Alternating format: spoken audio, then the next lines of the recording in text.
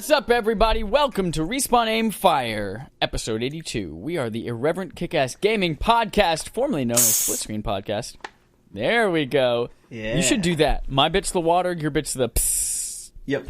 Hi, I'm your host this week, Chad Michaelinis, and across the world is our other host, Depardo Holden. I do last names first here. Make sure you say the comma. Oh, sorry. Depardo, comma, space, Holden. Also, Thomas Jefferson. That's your middle name's something presidential. Adams. I'm related to John Adams. Henry. Henry No, Ford. not Henry. I was like, have we ever had a Henry? Henry Ford is No, not my a brother's president. name is Henry. Is it really? Yeah. Henry and Holden. Henry and Holden. That sounds like Harry and the Hendersons and the Holden and the Depardos and the Harry and the pudding and the Jello. Anyway, we've got a bunch of news to talk about, and then kind of a lighter, more fun, jolly main quest. And we've been doing heavy main quests lately, so I wanted to do something big, obese main quests. So we're going to talk a bit about some PSN name change shit. We're going to talk a bit about some new Xbox announcements, some Smash stuff with some Nintendo stuff, and then I actually didn't even include the Smash stuff because it's not happening. No, because it's not happening till Thursday. But I just wanted to mention that it's coming. It's coming. And yeah. I don't know. We'll throw out the rumors maybe, but somebody's winning $20 tonight. Are there rumors? I didn't even see any rumors. You haven't seen the rumors? You haven't seen the craziness? Well, when we get to the Nintendo news, I'll tell you what, you just throw in your stuff. Oh, I'm going to throw it up all over. Throw it all over. I'm just going to vomit all over this microphone. But Holden, let's start with our cold open this week, which is going to be our Sony information. Starting with, whoa, you rearranged this since I last looked at it. Yeah. Our opening is our PlayStation Classic lineup has officially been revealed.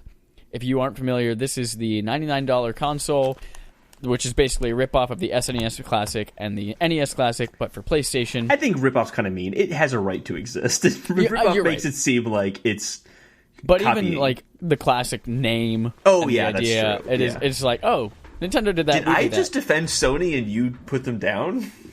Yeah. What's happening here? And Sony I forgot ponies, about something Nintendo Sony and you ponies corrected me on Nintendo? sometimes even have to take naps.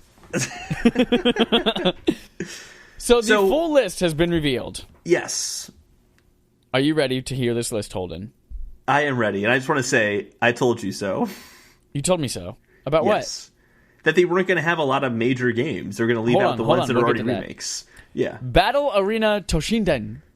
Oh, Cool of course. Borders I love 2. That one. Destruction Derby. Final Fantasy VII. The first one I've heard Theft of. Auto. Intelligent Cube. You've never heard of Grand Theft Auto? You've never heard of Destruction Derby? No, I haven't heard of Destruction Derby. I said Final Fantasy VII was the first one I'd heard of. Gotcha. Intelligent Cube, Jumping Flash, Metal Gear Solid, Mr. Driller, Oddworld, Abe's Odyssey, Rayman, Resident Evil Director's Cut, Revelations, Persona, Ridge Racer Type 4, Super Puzzle Fighter 2, Turbo? Wait, there's not a street in there? You're right. No, you're right. Siphon Filter, Tekken 3, Tom Clancy's Rainbow Six, Twisted Metal, and Wild Arms. That's the full list now. What do you think, Holden? So I think, like, all these classic consoles, there are some games where, like, here are the ones you remember, and other ones too. Just don't look at them. Yep. That's definitely, that's a reality of all of them, not just this one. Yep. I think it's a good list. I think it's actually, there's some really good games on there, like Metal Gear Solid on there, great game. Final Fantasy VII, one of the greatest games of all time, according to many. Resident Evil Director's Cut, which we just played on Barf recently. There are some good games on there. However, they don't have like any of the games that are going to be. So this is what I said when we first heard about the first 7 games they announced. Right. They weren't going to have any of the games they had in these remaster remakes. So they weren't going to have any Crash. They weren't going to have any Spyro. So that doesn't surprise me at all. But I said that whatever is missing is going to be a collection at some point. And what's missing is Tomb Raider. You think there's going to be a classic Tomb Raider collection? I think that a Tomb Raider collection in the art style of like the Spyro and Crash could be kind of cool. Okay. And it's missing. Why is it missing? Well, probably because of business. collections and shit like that. Or maybe business deals and that kind of stuff too. But if they can get Final Fantasy and they couldn't get Tomb Raider. Yeah. So I think that's interesting. No Castlevania Symphony of the Night either.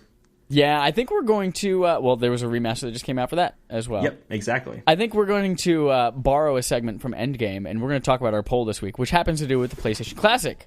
Yeah. Our poll was, the full list of games for the PlayStation Classic has been revealed. What's missing from it for you? We put in there Crash Bandicoot, Castlevania Symphony of the Night, DualShock controllers, because these don't come with the analog sticks, or any reason to buy it. I saw this. Any reason to buy it did pretty well. It did. That was a quarter of the responses. So Crash Bandicoot is definitely almost half of the people thought Crash Bandicoot should be on there. About a quarter said any reason to buy it is missing from it. Castlevania Symphony of the Night was a fifth, and then DualShock controllers was 7%. Yeah, I think that all of the big games, you were right. Holden, you were right. All of the remasters, they want you to buy them elsewhere. Or there are a lot of licensing issues. And we'll actually talk about this later in the podcast in relation to something else, but like these classic games, a lot of the ones that you expect to see, like Tony Hawk, all of the soundtrack to that with licensing and things like that. Yeah. But here's another question I'm going to put out there. To be clear, before you do that, I think this is a good product. And I think that this is a lineup of games that's worth getting for this. You do? I do. I think that there's enough in there, because people are going to get this console for really, like, at most 5 games they really want to play. I struggle to find 5 games on here that I want to play. Final Fantasy VII, I would play. Metal Gear Solid, I would play. I also have that 30 other places. I don't, though. So Rayman, Resident Evil, and what was the other one? Grand Theft Auto. I'd be really curious to play Grand Theft Auto. I know it's not going to be good. It's going to be terrible. But I'm just very curious. But yeah, I think this is good enough for the first one. I think it is cool to see like a lot of these starting games, like Grand Theft Auto, Persona, Rainbow Six, to like see the origins of some of these series. Yeah, I think that's kind of cool. In reality, I would never play almost any of these, and if I would play it, I have a better place to play it. Like Final Fantasy VII, they literally have that ported to PS4 with trophies. Yeah, that's true for like the Nintendo classics as well. I mean, Nintendo classics at least had something like Star Fox 2, which you could never had before. But I didn't, and this is true of the N64 as well. I don't expect much from that generation of classic consoles. Yeah, I think you're right. Once we get to the GameCube, PS2, those are going to be dope. And if they do an Xbox One, I think they'll have the same problem that this one has. So question. I'm going to pose a question. Yeah. I actually think I'm going to do a poll right now on our Twitter for a week. Okay. I'm going to leave this one up for a week. Should I keep my pre-order? Because I have this pre-ordered. So you're considering canceling? I'm considering canceling. Yeah, because I mean, $99. We both just mentioned before this. I just paid a lot of money today at the new iPad Pro announcement. So those are so nice. I could use a little extra cash flow. Yeah, Chad just maxed out a Mac Mini and just went all out. No, Mac I did Mini. not. That's so stupid. No, I got that sexy new iPad Pro and pencil. I put Expecto Patronum engraving on my Apple Pencil. Oh, fucking beautiful. So I'll be there with you next year because I'm definitely getting one too. Keep his PlayStation Classic pre-order because I have it at Best Buy, and the thing's like, if I got it, I would mostly just get it because I have the other two. I have NES, I have SNES, and it would be kind of cool to just see that on my entertainment center. Yeah, I wouldn't get much use out of it, but it's also like a little bit of nostalgia. I don't know. Yeah. So yes, no. JK, I already canceled it. They'll decide for you that you've already canceled it. So, while we're on the topic of PlayStation Classics and what games aren't on there, mostly being remakes, well, this MediEvil game that was supposed to be a remaster is now actually going to be a remake, which should be a surprise to nobody. So Sean Layden on PlayStation Blog, this is a quote. He said, "I think there have been some words that might sound alike, but mean different things, like remake and remaster.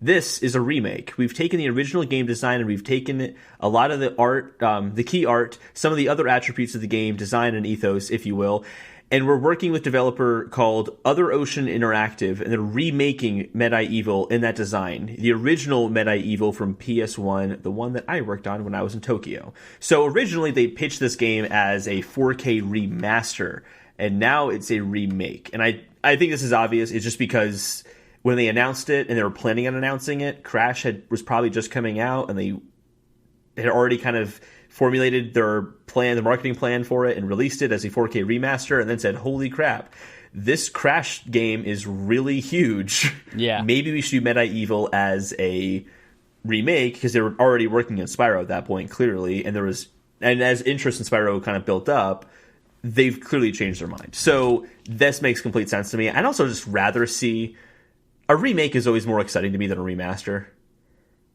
I think so too.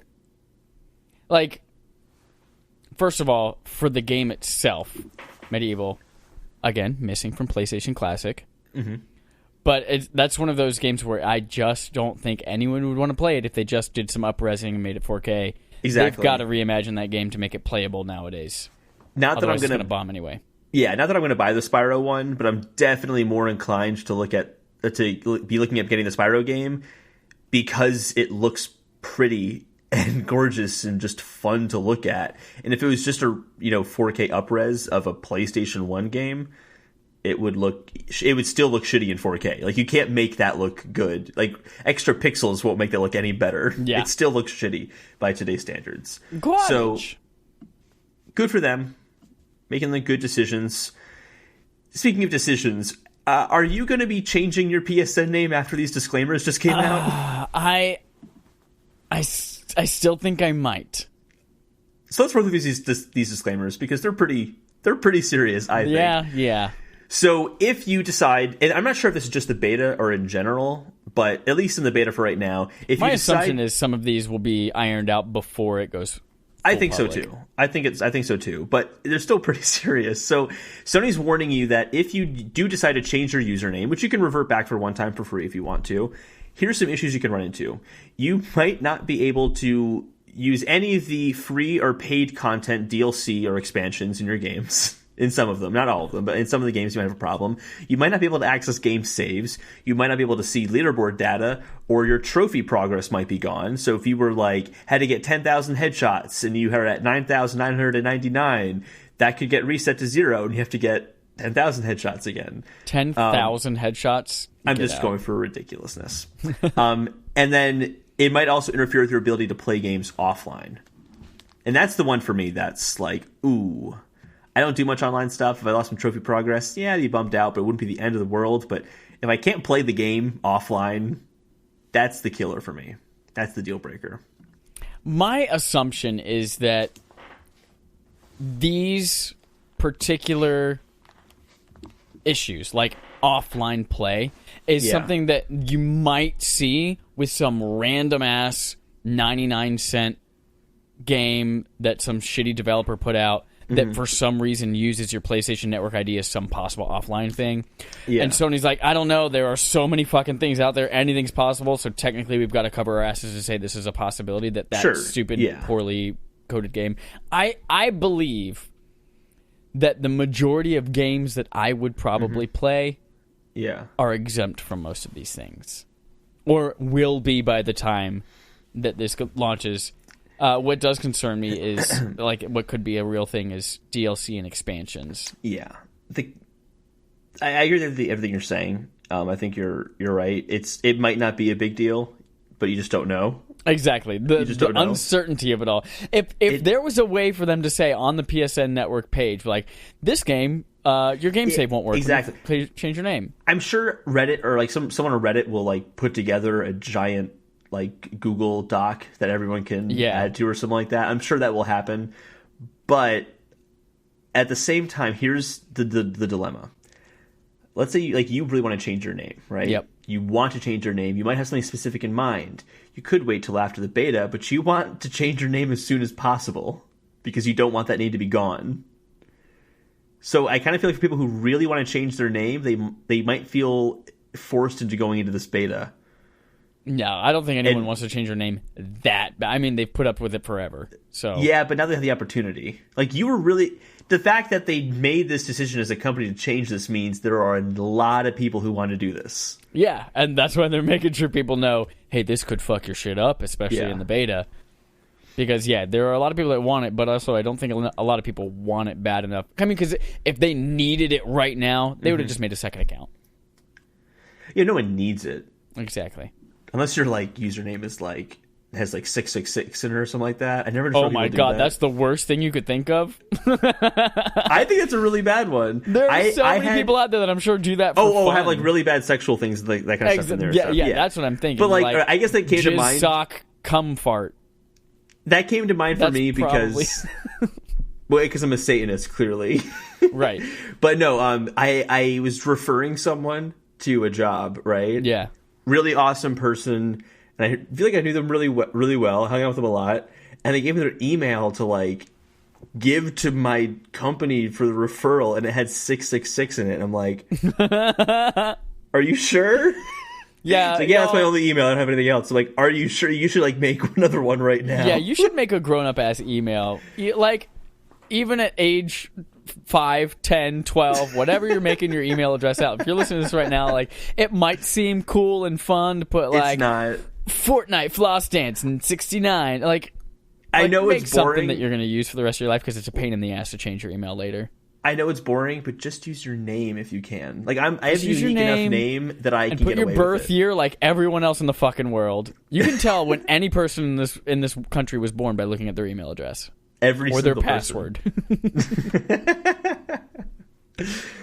Alrighty. Sidetrack about emails for 10 more seconds. Oh, Working in retail, obviously you'll have to get people's email addresses occasionally. Yeah. Mm-hmm. One of the things I just don't understand about people is when I'm like, hey, can I get your email for this? And they're like, great. And they spell it out to you. And they're just like, HAMSTERBALLS@gmail.com. I was like, just fucking say hamster balls. Like, we all know you're gonna be embarrassed no matter what. Say it out loud. Don't spell it. I'm typing it out. Like it's like I'm typing it out. I'm seeing what you're telling me. Yeah, it's stupid. My favorite one thing. Now I have another 10 seconds. The number of people who have @Hotmail email addresses amazes Netscape, me. At Earthlink.net. Yes. Oh it's my amazing. God. It's amazing to me. No, you know what's like, still amazing? At Yahoo. It's like every That's Yahoo account was compromised, and the number of people who still use their Yahoo. Yeah, there are millions and millions and millions of people out there still using a Yahoo account that they know, and you know they didn't change their password. Of course they did. You know Yahoo sent them an email saying, hey, by the way, all your shit was stolen, and you should change your password. And they're like, oh, man, but it would be so much harder if I had to change my password from my last name and my address. To me, this is the equivalent of your house got invaded while you were away. You come home and your shit's everywhere. It's just thrown all over the place. You just go, You know what? I'm just going to lay down. I won't replace my door lock. I won't replace my door lock. They kicked in the door, but yeah. Like, you have to go to the store and, like, find the lock. I don't want to put it on myself. I'm not going to call someone to do it either. It's just like the epitome of laziness. Moving back to some VR and PlayStation stuff. This is actually kind of interesting. Sony is licensing the PlayStation VR headset design to Lenovo. This is not something I think licensing a hardware design. Is yeah, I think you don't hear this very often. You hear licensing software, but not hardware, almost ever. Yeah. So Riley Russell, Chief Legal Officer of SIE, Sony. Is that supposed to be SEI? Sony Entertainment Interactive? Yeah. Okay. SIE. What did I... You wrote SIE. It's supposed to be SEI. Sony Entertainment Interactive. Oh, I did. Yes, right. We are pleased to announce that we have licensed the PSVR headset design to Lenovo. The industrial design for PSVR has been widely acclaimed, and that was the result of years of hard work by PlayStation engineers. This agreement with Lenovo is a testament to the quality of PSVR's design, as well as SEI's commitment to... No, actually, I copy and pasted that. That's actually... Did you? Yeah, I copy and pasted that. Maybe it is Sony Interactive... I know they did make some changes. Maybe they've changed it now to It SIE. is Sony Interactive Entertainment now, yeah. Commitment to creating great virtual reality experiences and helping the VR industry expand. Lenovo apparently says they will use the headset for their Lenovo Mirage standalone headset design. I think this is... I don't really know what to make of this exactly. It's just kind of unprecedented for what I'm aware of. But they picked a great headset to get the ergonomics from, because like it just fits glasses really well. It's really comfortable. I think it's definitely, I think, the most comfortable of the of the three big HTC big Vive, headsets, Oculus Rift, and PSVR. I've done them all, and it's definitely the most. It's definitely the most comfortable. especially for the glasses. lightest one, so it's good to wear for a long time. It's the lightest one. Well, also it rests on the top of your head as opposed to being like front heavy. Yeah, it kind of like hugs the top of your head really well. It's still front heavy, of course, like all of them, but it distributes the weight better as well. So I think this is really interesting. It's good for Sony because now if there's a standalone Mirage headset out there, it's gonna look just like a Sony one. Yep. For the most part, I'm sure there'll be some differences. And I think the part at the end here, great virtual reality experience and helping the VR industry expand. Like, yeah, if you can help a company make really great experiences and just make VR more popular, that's obviously going to pay dividends for you. So if you can get them a head start, that's awesome with a great quality product. Because no one wants to see a piece of trash Lenovo VR headset trying to compete with everything else. It's just going to fail. So, yay. So let's talk about sales. Every company had like an earnings call. So we're basically talking about a lot of earnings call. This is Sony's earnings call. Nobody called me except for you. You always call me, and I'm like, fucking just text me, dude. I know, I don't text people. I call people. I'm such an And then old I get a voicemail. You're getting a phone call from Android Auto. Does it really say that? No, you said that. That's right, I did. You're my first phone call with Android Auto. Yep, that's right. I got a car. I was very excited about it. Man. So, speaking of excited, Chad's excited about Spider-Man, and apparently the rest of the world's excited about Spider-Man because it was a really great seller. Yeah, it was. Break it down for me, Chad, because this is your Take territory. it to the bridge. There are a few kind of staggering statistics that came out. So this is based on NPD coming out recently. The Spider-Man PS4 game financially had the biggest launch for any PS4 exclusive in America. It is the 7th largest launch of any PlayStation game. History. Not PlayStation 4 game, PlayStation game. Boom. It is the third best-selling game in 2018, and it's only been out a month. I'm sure that'll be topped by Red Dead. Well, that's very already shortly. compared to Far Cry 5 and God of War, a bunch of shit. Mm-hmm. And it sold 37%. Kirby Star Allies. Kirby Star Allies? Was that this year? That was this year, yeah. Time is a flat circle. I can't believe it beat Kirby Star Allies. I'm just surprised, that's all. Yeah, flabbergasted. Do you remember when you were all about that game? And you were like, God, great. I can't wait for Kirby Star Allies. I was excited for it, and then I played more of it, and it was really boring. It sold 37% better than any other Spider-Man game released in history, including like Spider-Man 2, which everyone's all up their asses. And it did that in a month. So crazy. So, very good. I'm not surprised at all.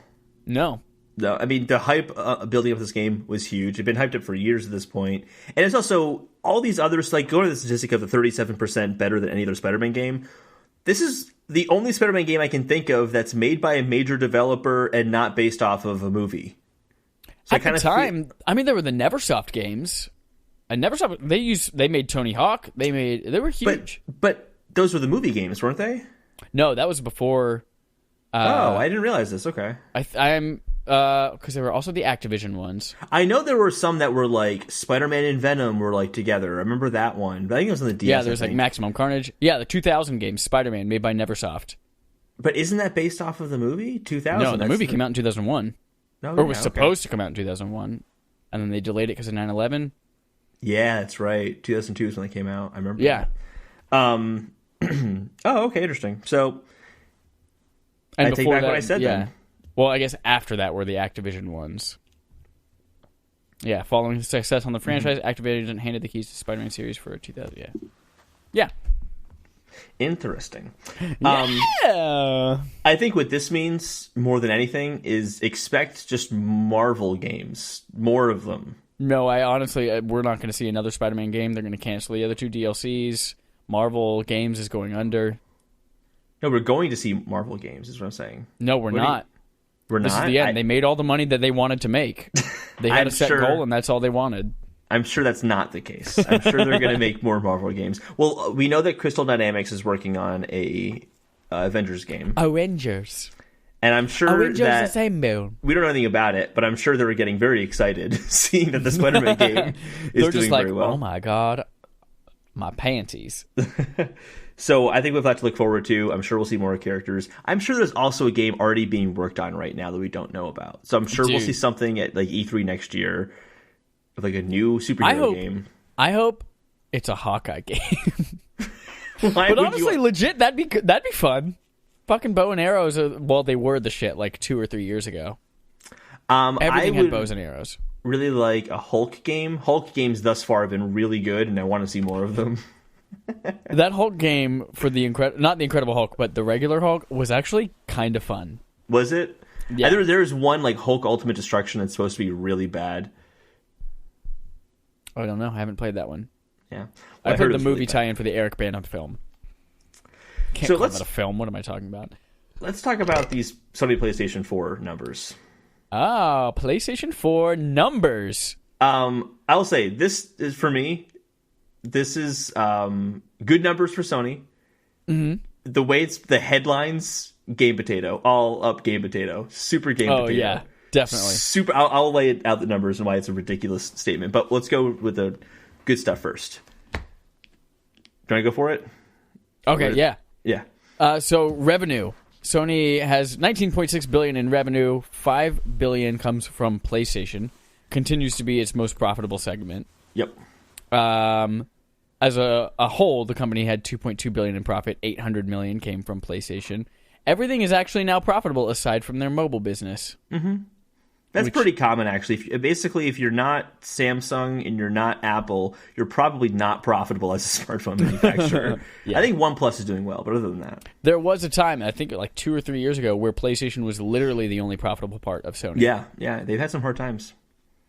There were 3.9 million PS4s sold last quarter, which was up from the previous 2 quarters. Yeah. So we'll talk about that. And then there are currently 34.3 million PlayStation Plus subscribers.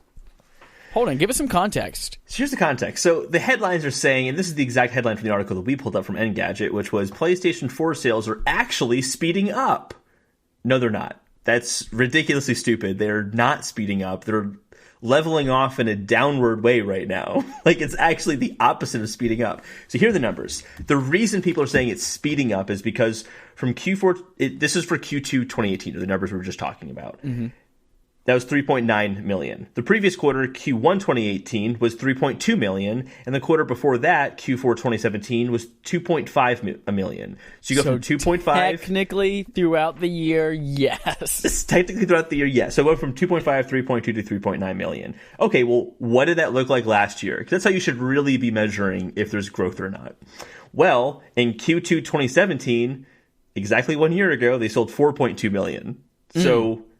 just a little bit more. I mean, it's not a huge difference. It's not a bad difference. I'd say this is what we should expect. Sony told us as much. This is going to level off. So this is normal. But like to say that they're speeding up is ridiculous. Yeah, it's that's not definitely just for headline. Just for headlines. But it goes further than that. Like even the 2.5 and 3.2 million are lower than they were the previous year. So it's just like all around, it's just a leveling off. And it's not bad. This is fine. No one should like sell their Sony stock because they're leveling off. Like, these are healthy numbers. Yeah. So I just think it was really funny that it was being marketed the part that came out of it that I think they're probably referring to is they announce, hey, we know we've reached a saturation point. We'll probably see sales decline quite a bit over the next from here on out for PlayStation 4. Yeah. And with these numbers, they forecasted now, I think, like only an extra 500,000. They're like, by the end of the year, we expect to now bump up our numbers by a forecasted extra 500,000 consoles. So 500,000. So it's still not speeding up. No, that's not speeding up. Yeah. Speeding up is like we suddenly had like a 15% increase in sales and we don't know why. Like, well, if somebody sold one PS4 at 9 a.m. and then they sold 2 at 12 p.m., they're speeding up. All right. Let's go to Playtime. That wraps up Sony. Moving on to Playtime. Holden, I expect you're going to go a little in depth with yours. Oh, yeah. So I'm going to talk about mine real quick. We'll get me out of the way, and then we'll move to you. We'll get we'll save the best for last, basically, is what this is. We'll see. I'm being very cocky right now because I'm very excited. I beat Castlevania Symphony of the Night. Again, that is our bar for this month. backlog accomplishment with Respawn and friends. If you, like Jerson, are playing along with us, let us know your experience. Next week is when we will finally discuss that after Holden plays through it. Mm-hmm. I did play it this week. I have been playing it. I'm proud of you. I'm proud of you too. There's no way you would finish it by next week. I also got the Platinum Trophy in Astrobot Rescue Mission on PSVR. I talked about this 2 weeks ago? Last week? I think it was last week. Mm-hmm. This is the game that everyone is saying is like the Super Mario 64 of PSVR, of VR. Yeah. And man, that is a special-ass game. It's very great. It has a fun Platinum Trophy. It is challenging, yet accessible. It's a really great length of game. Super great. If you have a PlayStation VR, definitely get Astrobot. Spider-Man The Heist DLC. It adds about 3 to 5 hours to the game, depending on how much of it you do, because it adds like those crimes you can go do. It adds a whole Black Cat storyline. I'm hearing good things about that storyline. Yeah, the storyline is really good. Like, following... What I love about it is it expands upon the relationships that you have. Not necessarily like romantic relationships, but also those. Mm-hmm. Between you and Mary Jane, you and Black Cat. And it kind of makes... What I think I love about it most is it kind of not only poses a threat to Spider-Man, but also like has Peter Parker dealing with this cool... Not necessarily... Cool is not the right word for it, but like interesting new angle and new thing that's happening in his life, and he's like struggling with it. Oh, how do I tell Mary Jane? What do I do? Like... It's really kind of a cool concept to see not only Spider-Man struggle, but also Peter Parker and how they kind of come through with that. So, I would say it's probably the equivalent, like the storyline itself, the equivalent of like a really good side mission. Rather than I say it felt like it's DLC though. It's kind of what you would expect. I feel. Yeah, I think what's very obvious from playing it is that. Well, let me ask a clarifying question. Yeah. Some companies put a lot of time into their side quests where the side quests are saying... Some people say the side quests are better than the main quests in some games. How are you measuring the quality of side quests in Spider-Man? I don't know what that looks like. Well, you should play the game. We'll put for our audience. If someone's looking for my opinions about the Spider-Man DLC, they've probably played the game. But I'm curious. Well, then you have to play the game. I'm not going to play the game. I'm not going to tell you. You just want me to play this game. But it's very... of course I want you to play the game. Are the side quests like full-on stories in their own right? A lot of them are, yes. Okay. So this is better in that sense. What's very clear from this is that they had announced 3 pieces of story content DLC. The first one is The Heist, and it's part of The City That Never Sleeps. It's very clear that The City That Never Sleeps is a big overarching story, and this is just a third of it. Like, it even ends with a to be continued, and you're like, oh, there's a cliffhanger, and you're like, okay, I thought this was going to be like one little wrapped up story, and then I'll get another little wrapped up story, and then another one. But no, it's like, oh, this is a third of that. What I love is that we know the next one's coming in November, and the final one's coming in December, so I don't have to wait too long. That's cool to me. I like the idea that it's episodic in that way. Yeah. I think that full games being episodic has been a little divisive, but I think that episodic DLC makes a lot of sense. Yeah, and I love knowing when it's coming as well. Rather than ambiguous, we'll have like a fall-ish 2018 release, and then there's like something coming maybe in the spring or summer. It worked out really well for them. Episode 1 is coming. That was mean of me, but 2004. It's true. Episode 2 is going to be out sometime before the Rapture, and yeah. So if you have Spider-Man already, I definitely recommend getting the DLC, but also you should have had the Season Pass already anyway, so you probably already have it. Oh, and there's some cool new suits. That's it. Oh, and then what else did I play? Played Super Mario Party. I actually am glad to bring this up because I played Super Mario Party a few weeks ago when I was in California for a work trip. Yeah. And I forgot to mention it completely. Good. So we can talk a little bit about it. We had a little party at our apartment on Sunday. It was like a party. Post-Halloween, everyone wear your PJs and we'll just stay in and eat pizza and play games all day. That's the best kind of party. It was wonderful. I love those parties. Yep. There were 5 of us, and so Super Mario Party is a 4-player game. So we had one of them. One group was a couple, and they played together with one Joy-Con. This hold game hands while doing it is a ton of fun. They did hold hands occasionally. Aww. It was gross. It was gross. Get a room. This game's a ton of fun.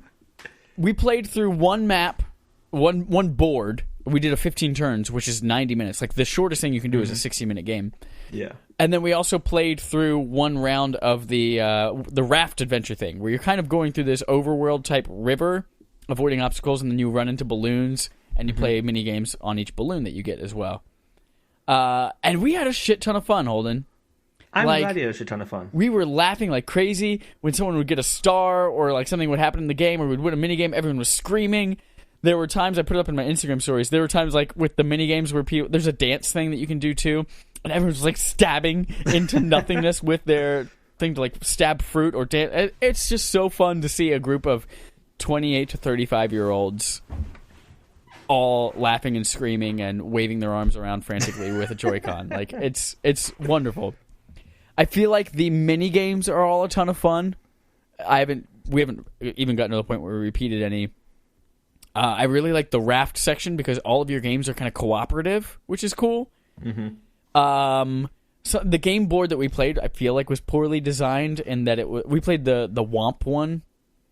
Okay, I don't remember which one I like played. The ancient ruins, and they have the wah, wah that runs on. Anyway, but it was just like you could only really get around the board with one big giant rectangle. And if something appeared behind you, you had to go around the entire board to get to the star or wherever it was. But yeah, that game is a shit ton of fun. I bet it would be boring as fuck without friends. But if you ever get in a situation where you have a group over, bust it out. I'm going to do it over Christmas with my family. We'll do Smash then as well. But yeah, it's probably something I won't play too often, but I'll definitely pull out whenever I have friends. I was talking to Dane, and Dane is like, oh, are you going to get Super Mario Party? And I was like, yeah, I'm probably going to get Super Mario Party. And he's like, yeah, I would too, except I just don't know who I would play it with. It's like, it's hard when you're an adult. That's kind of how I feel about games like that. Like, I love Overcooked, but I never really get to play Overcooked. Mm-hmm. It's like, Overcooked, if I we could never coordinate a fucking time to play with each other. Yeah, we both have still never touched Nintendo Online. I haven't had time. Right. When the semester's over, we'll play a lot of Overcooked. I'm just gonna be after the semester's over. I'll be binge playing so many games. Good, just to catch up. Yeah, I had a similar experience with Mario Party where it was fun. It was great. The minigames were really good.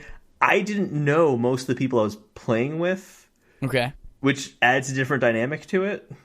It was late at night. It was a work event where we were just kind of like socializing and drinking, and it was late into the night, so we had been drinking quite a bit, and that's actually a hard game to play if you've been drinking too much.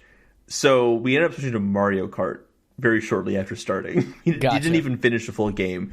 But the whole time I was kind of thinking, like, this is fun, this is enjoyable. It just still feels like Mario Party to me. There's nothing really super about it that, like, oh, this is why this one's called Super Mario Party, because it's different. I kind of got the same vibe I've gotten from the Mario Party games. Yeah. But it's fun. It was a fun game still. I had a good time with it. It just wasn't as, like, wow, as, you know, it wasn't super. It was another thing. Well, you were also super drunk with strangers. That's true. It's a valid point. Holden. Yes. That's all I played. Tell me about the shiny new gem that you bought and dusted off and are playing right now. Well, first of all, dusted off is not right, but whatever the fuck. Yeah, it just came on Friday and they dusted it off. Yeah. Right off the assembly line and covered in dust. You got to wipe it off. So, first of all, before we get to that game, I played Castlevania Symphony of the Night. We'll talk about it next week. Okay, so I got Red Dead Redemption 2, which is surprising to me because I wasn't really that amped about it beforehand. Yeah. Like, I knew it was going to be a good game. I don't think I really talked about it on the show too much. We talked about some of the trailers and things like that. Yeah. I had mentioned that my excitement had been built. I didn't plan on getting it, and then with each trailer, I was like, God, I might have to get this game. We'll talk about your opinions on this in a second. Cause I want to hear everything you have to say. We texted back and forth a little bit. So I wasn't quite sure if I wanted to get it or not. And then I woke up at 8 in the morning on Friday. I'm about to go to the gym, and I'm like, I just saw like a headline of like, it's a masterpiece. And I just said, fuck it. And I just like, I just decided it was like the most impulsive, like, I'm buying this game. I just, fuck it. I got to try it out. I liked the first one a lot. And before I went to the gym, I bought it so I could download it, and then it'll just finish. It's like 100 gig download. It'd finish at like some point in 24 hours, and we'll just play it like whenever. I wasn't like even like that excited to like really get into it. And then I started playing it, and the opening sequence is it's kind of like Breath of the Wild in the sense that it kind of closes you off from everything in the very beginning, teaches you stuff about the game, then just opens up the world to you completely. Yeah. That opening sequence, it's the winter, and you're just kind of like learning about the gang you're a part of. I'm not gonna go too much in the story because I don't want to spoil it for people, but it was okay. Like it was good. The story was kind of enjoyable, but I was always just unbelievably impressed by the graphics and the quality of the graphics. Looks beautiful as fuck. You have no idea, even when you're playing the game, just all these super subtle things that are just so gorgeous, like, and just so thought out, and it goes beyond the graphics. It's how your character like responds to the world too. So like, first of all, like when horses are going through the snow, it makes like a little, like, you can see where the horse is dragging through the snow and when it's not, and you can tell it's natural, and you know it's natural because when your character walks in the snow, it does the same thing. But if you crouch down and the snow is tall enough that it's over your shoulders, it will move the snow differently than if it was just your legs. Like, it's little things like that. But then the snow also collects in your jacket. So when you stand up, like, a little bit, like, snow is still kind of clung to your jacket. Like, it's little things like that.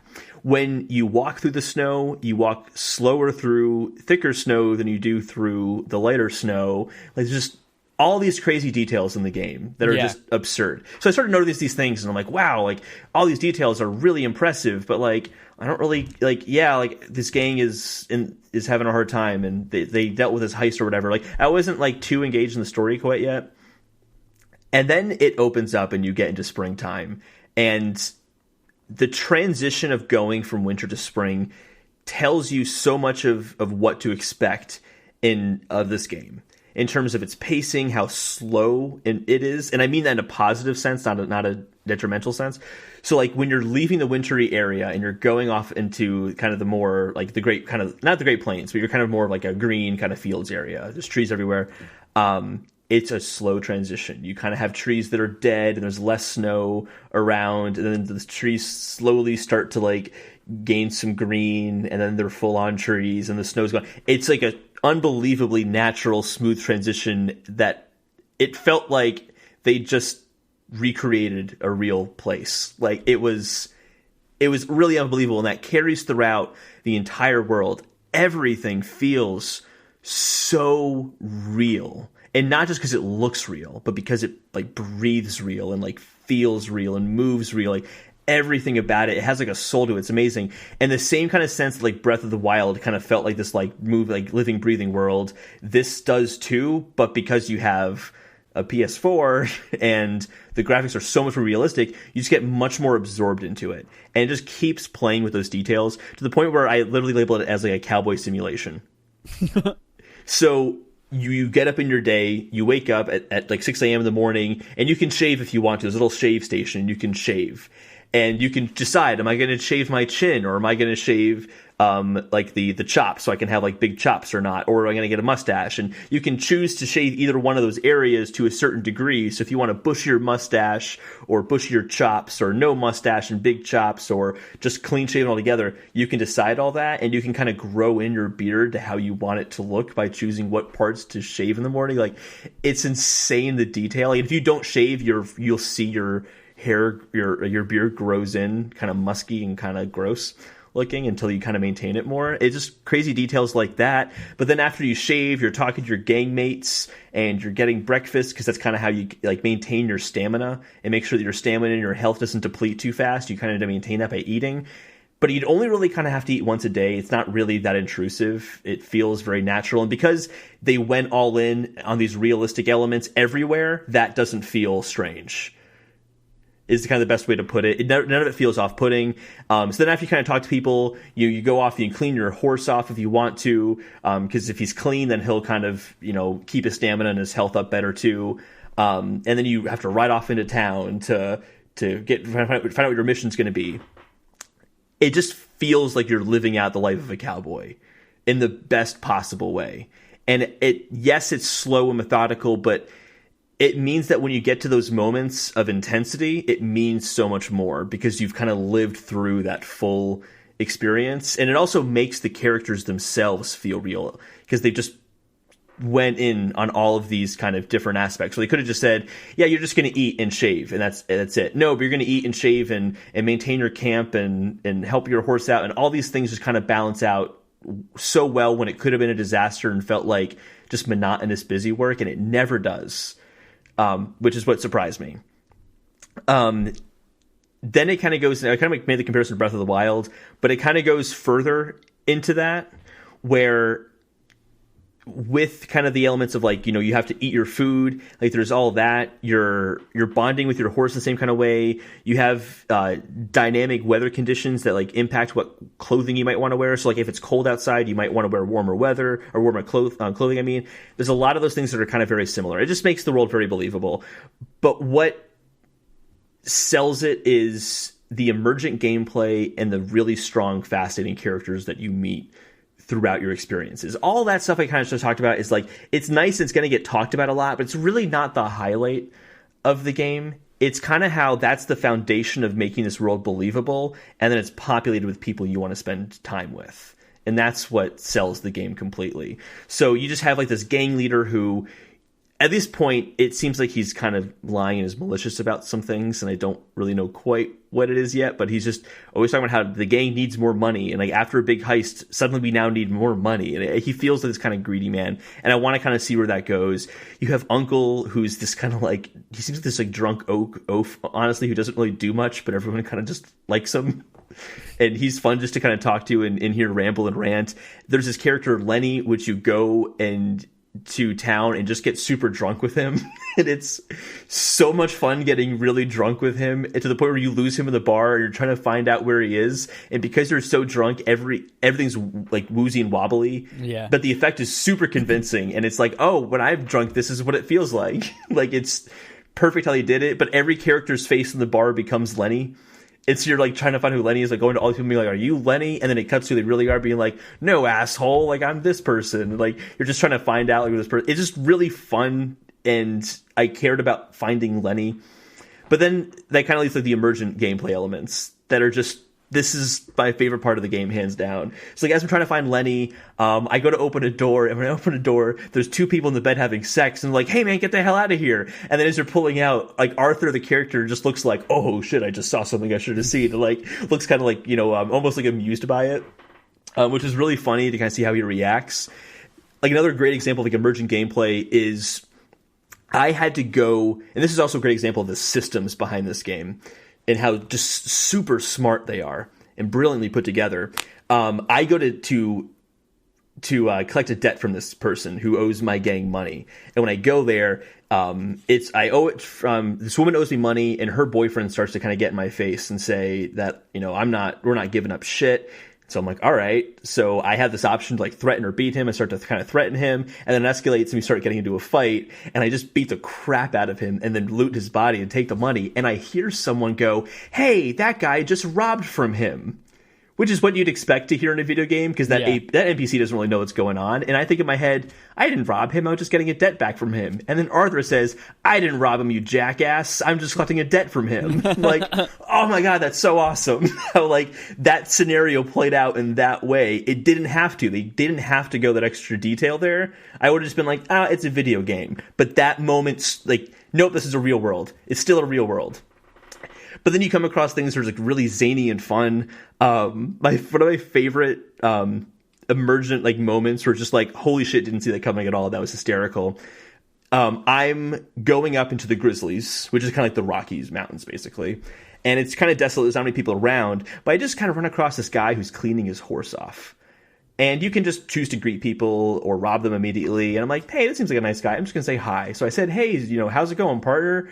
And then he stands up and he's like, oh, hey, he seems really excited to see me. He goes, oh, hey. And he goes to wave at me. When he waves, he knocks his horse, and his horse gets scared. It just kicks him, and he goes flying. And then I go over to realize he died. God. Because I waved at this guy, he scared his horse, and his horse killed him. And it's just like, holy shit, I just witnessed that. There's another one too. Oh yeah. So like there was another one where, I'm riding on my horse, and I see these lawmen who are or transporting a prisoner, and you can hear the prisoner being like, "No, they got the wrong guy. I'm innocent. I swear to God, I'm innocent. I didn't do anything." And I'm like, I'm gonna save him. And so I just run over, I kill the longman, and I take the guy out. And he's like, "Oh, I'm so thankful. I can't, tell you how much this means to me."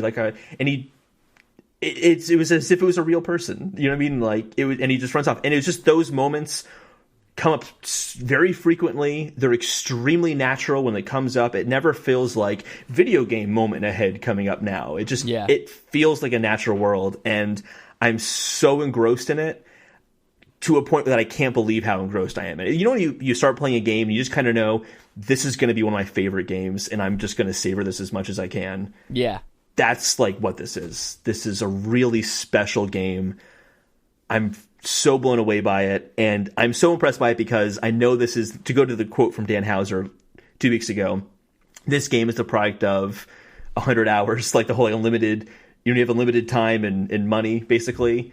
I kind of know what that means playing this game, and there were some working condition issues like around that, but this is the product of a lot of passion. Like if Hollow Knight was a lot of passion for 3 people, this is a lot of passion for thousands of people working on one vision, and it's just really something special. And I guess my point is that I don't think this can be replicated by another studio. This is the kind of thing of, another studio can replicate this because they just need to learn that mechanic. It's not that. It's the time and the effort that only Rockstar can put into this because they have the resources to do that.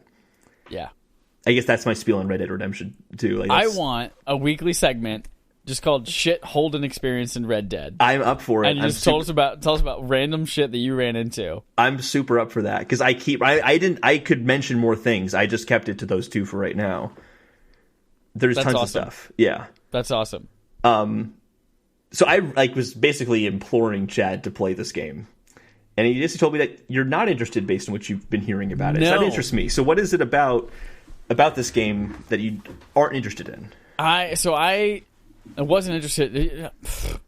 Westerns in general kind of bore me. Yeah. Anytime I go see a Western movie, I have to psych myself up to go see it, and then I usually enjoy it.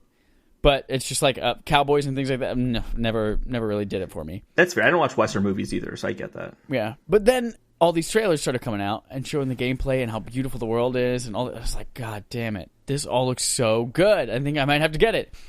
And then reading all of the reviews that are raving about it, the more I read, the more I was like, I don't think this game is for me.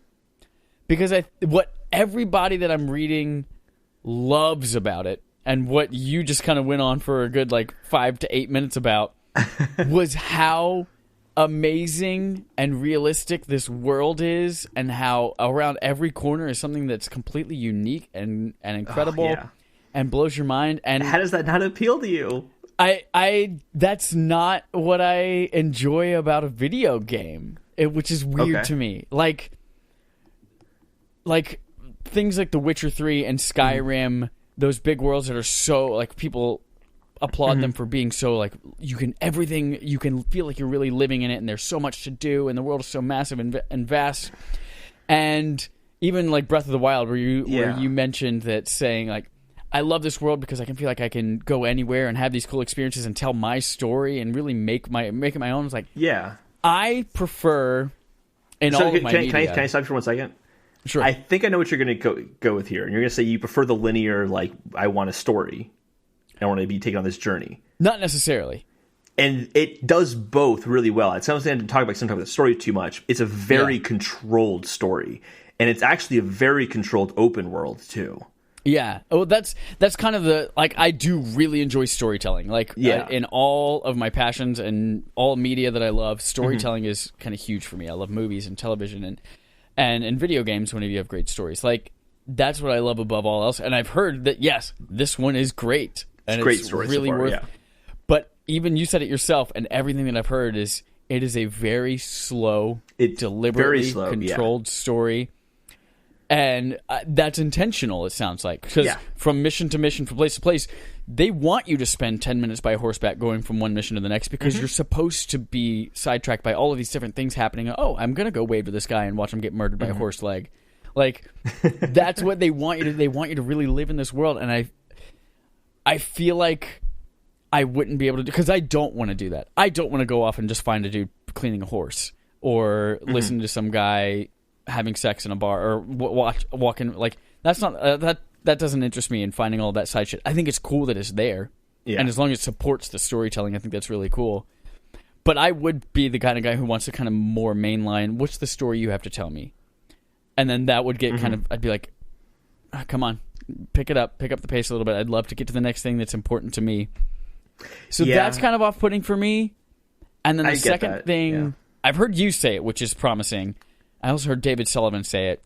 But what's off-putting to me is all of the systems of this game. I'm glad you mentioned that. Yeah, because like eating and sleeping and the hunting. It just disappears. You don't think about it as a system at all. Yeah. That's what's the big success of it is that none of those things feel like a video game in that sense. Well, it tries very hard for you not to think about it. So like think about how like Nintendo games, like Zelda has a lot of really complicated systems going on. I know, and I didn't enjoy them in Breath of the Wild. But you're not necessarily aware of costumes. I didn't enjoy those at all. But that's not the system. That's not the system itself. That's just how the user mildly interacts with that system in response to the system. The system is something outside of the user that, or the player that they're not really privy to. And same thing with this game as well. You're not really aware the system's happening in the background. You don't know that, like for example, different towns have different, I guess, personalities in a sense that like, if I do something in one town that's illegal, that might not attract as much attention in another town. That's a system that's in the background that you're not aware of. And like, yeah, that's one of many systems that act in that way, but you're never really aware of those systems. They actually don't explain the systems to you at all, which kind of hurts the games in some way. Like I started getting hungry and I didn't really know why I didn't really know what to do about that. Yeah. So I'm glad to hear you say that like they do fade in the background. You don't even notice them. They support it. So David said the same thing tonight, and I was like, okay, that's comforting to know. But yeah, basically, it's something that I struggle with. I don't think that I'll buy it right off the bat. Maybe if it goes on sale or someone lets me borrow a copy and I like try it a little bit and see if I like it. But I'll be honest with you. I think this is one of those games you just kind of, and if you want to wait, totally wait. That makes you feel better. You have to play this game. It's like one of those games you have to. Just even if you play like the first few hours of it and you go, yeah, that wasn't really for me. But it's one of those things you have to play. That's what I hate too, is that I've heard that the first few hours of the game are really boring, but then the rest of it's really great. So yeah, it's not that really boring. It's just like, isn't this an open world game? That's kind of how I felt. Is it didn't feel like an open world game at first. It's extremely controlled. Yeah. But it wasn't bad. I was never like, oh, when is this going to end? I was still intrigued in what was going on. I think I might like if I can find it at a Redbox for a couple days, or that's not a bad idea. The GameStop thing where you buy a pre-owned copy and then return it within 7 days. Maybe I'll do that. I think it's worth trying out. But I will say, like, with everything I've said on the praise I've given it, if someone said, oh my God, I couldn't stand it, I wouldn't be surprised. Yeah. All that's the slowness is great for me. It's not great for everybody. Incredible. It is incredible. And the stunning achievements that they've made technically with that game are like, they deserve some kind of award. We should make an award for that. Maybe like a whole awards night, and we'll give out like technical achievements and just to Red Dead Redemption, and best game or something like that. Yeah. And then maybe we should award one of those to Red Dead. So I think it should get all of them. Best horse testicles, Red Dead Redemption. Dude, horse testicles are overrated. I think it's hysterical that got talked about so much. I can't even see the horse testicles in the game because they're fucking horse testicles. They're really like you just don't look at them in the game. That in itself is a testament to the level of detail that they went to in this world. Yep. Like if they said, "Oh my gosh, yeah, when you go through the snow and the snow clings to your jacket," you'd be like, "Man, that's cool." Or yeah, you go through and whatever the fuck they say. That's not quite as impressive as.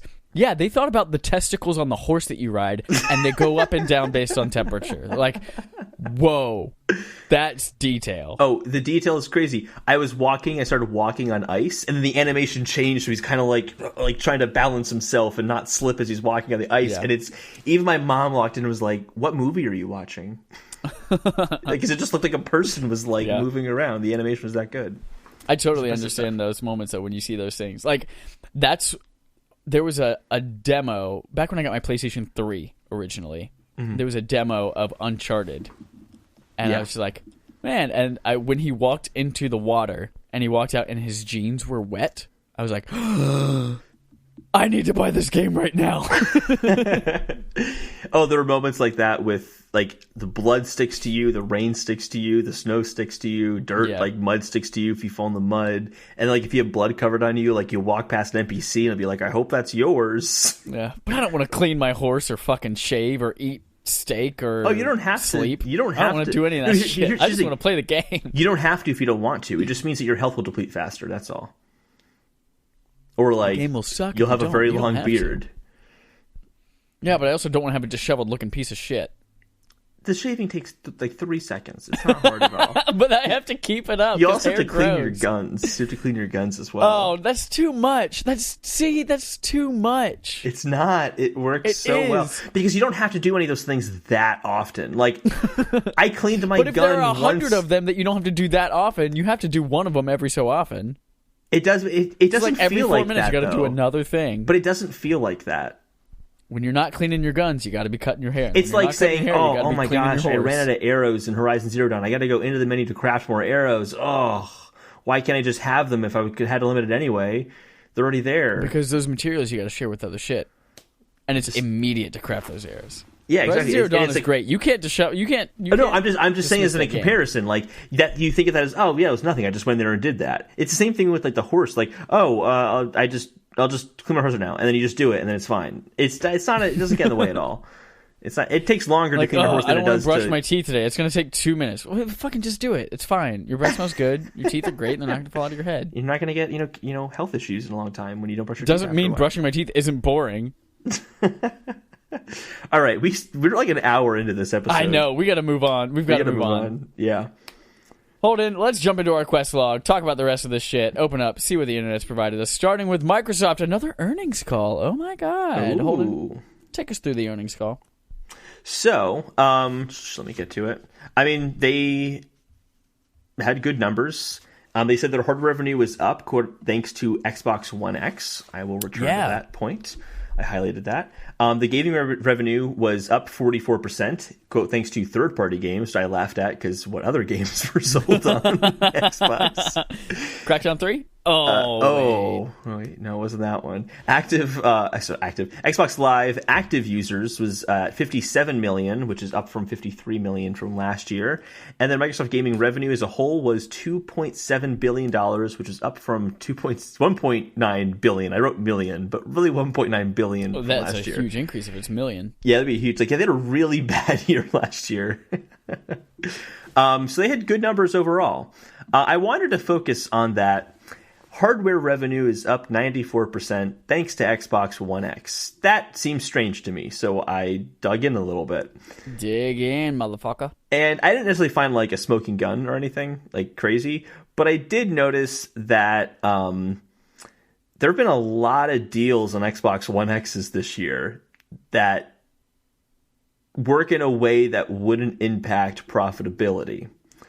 For example, GameStop just ended a deal today that made it so that if you traded in, say, a PS4 Pro, it was $300 towards an Xbox One X specifically.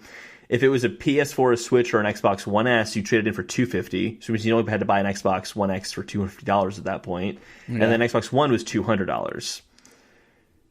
That wouldn't impact the profitability because that's just a trade-in at a GameStop. Yeah. So there's that. And then you also have things where you have deals where, like, if you buy Red Dead 2 and an Xbox One X, you get $100 off and things like that.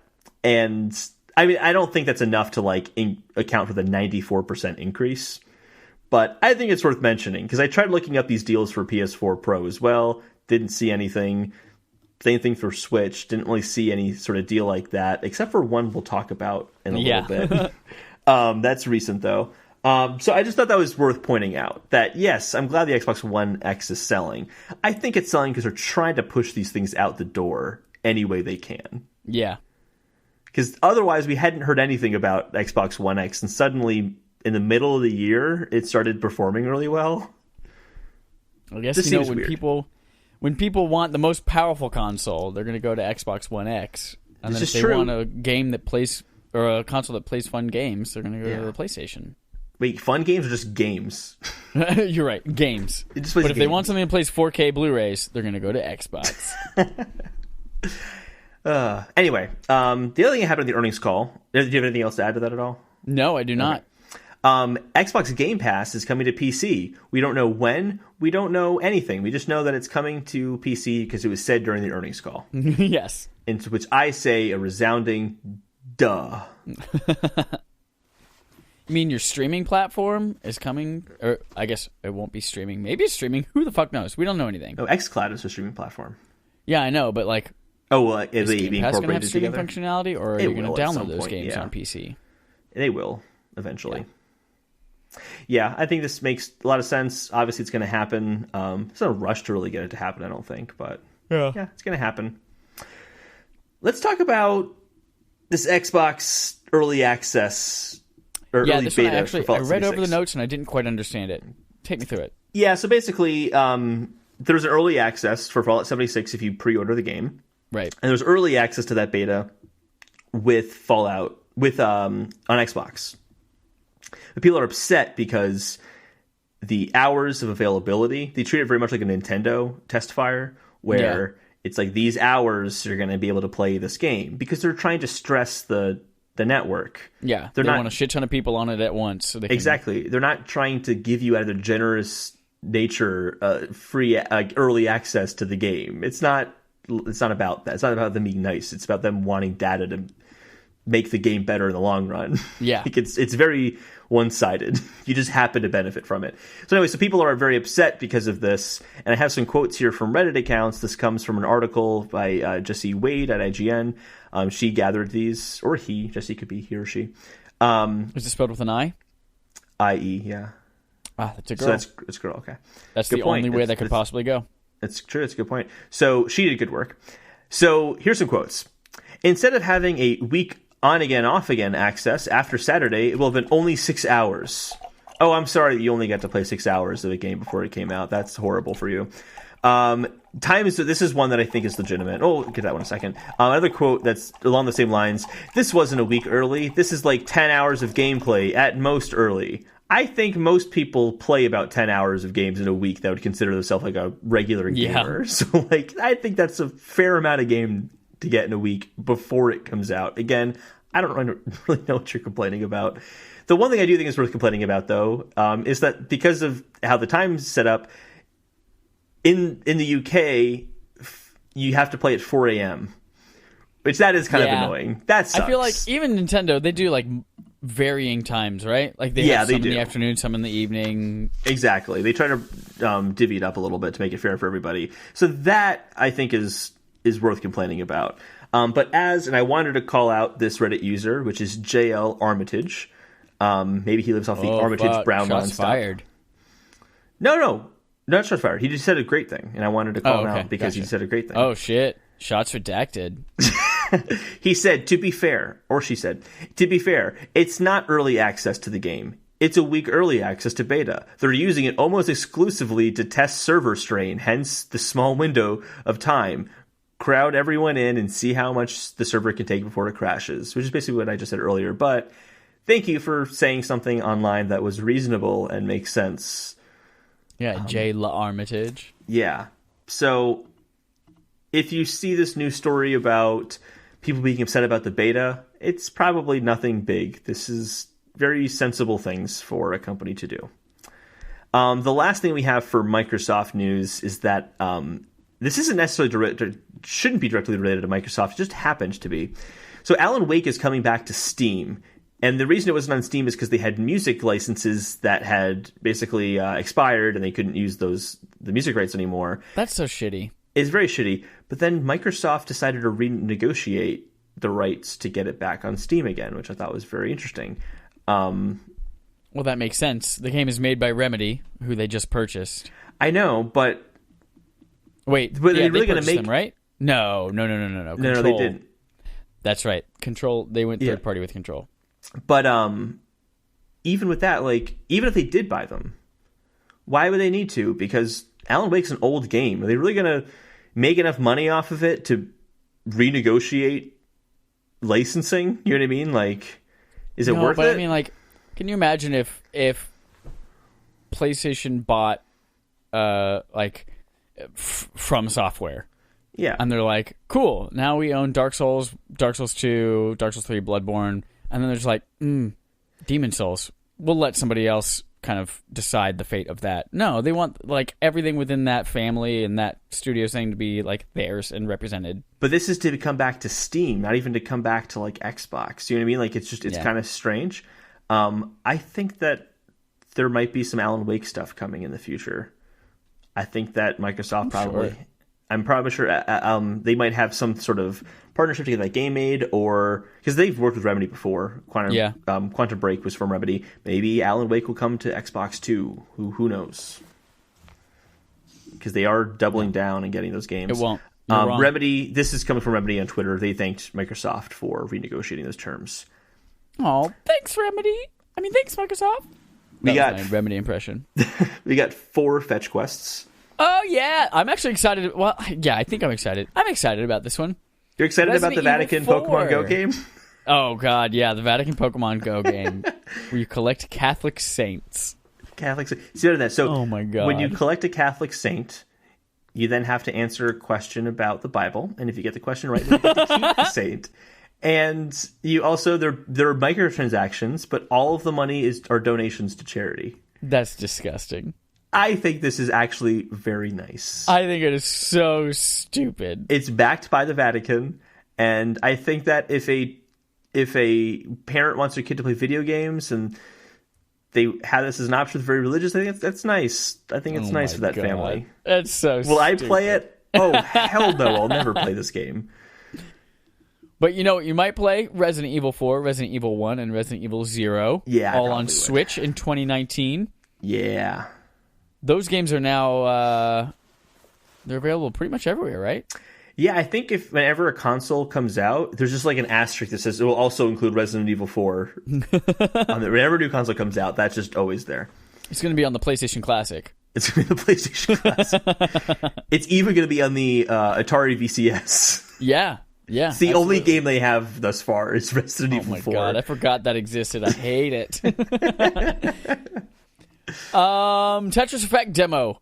That's the like guy who made Res Infinite and Lumines, who is now also doing Tetris. Yeah, and it's also in VR, and it's coming to PlayStation 4 for free. The demo is coming this weekend. You should play it because you love puzzle games. Hate puzzles. Love puzzle games. Tetris is fun for about 45 seconds for me. So, but like, not at all. I don't even get to the end of a match or a game. I did really love Res Infinite though, so I'll definitely download the demo. I have heard in VR this game is wild. Yeah. So yeah, can't wait to do the demo and tell you that it's not for me.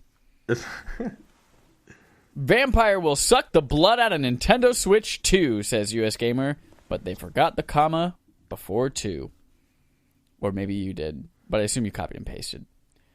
So yeah, sometimes I do, sometimes I don't with the article names. Let me check. I'm actually curious now.